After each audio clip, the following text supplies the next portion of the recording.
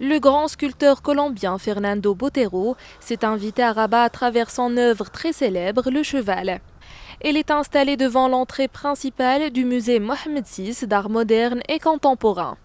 Je pense que cette sculpture d'abord s'inscrit dans cette politique du musée Mohamed VI et des musées en général de sortir l'art dans l'extérieur. Ça veut dire que le musée n'est pas simplement un lieu fermé, mais un lieu ouvert.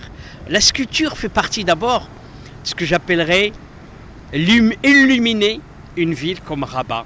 Et comme vous savez, Rabat est ville lumière, capitale de la culture. Réputée pour ses personnages aux formes rondes et volumineuses, les sculptures de Botero font aujourd'hui partie du paysage urbain des grandes villes du monde.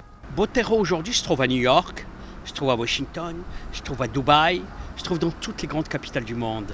Et là, nous avons la chance d'avoir un collectionneur qui nous prête cette œuvre en reconnaissance de ce qui a été initié par Sa Majesté le Roi, car aujourd'hui, le Maroc est un exemple à prendre et à suivre.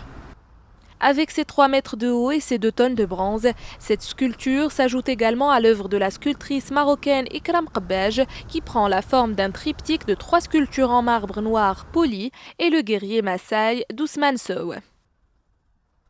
Il y a une chose qui est certaine, c'est que le collectionneur a prêté cette œuvre pour 4 années. Et j'espère par la suite que nous pourrons avoir la possibilité d'avoir d'autres remplacés par d'autres œuvres, parce que nous n'allons pas rester là. Nous allons continuer quand on voit le succès. Aujourd'hui, le succès de ces sculptures qui sont posées, nous allons continuer à travailler avec les autorités de la wilaya, de l'État, pour continuer encore à embellir les villes du Maroc. L'installation de ces sculptures traduit la volonté de Sa Majesté le Roi Mohamed VI de rendre l'art plus accessible.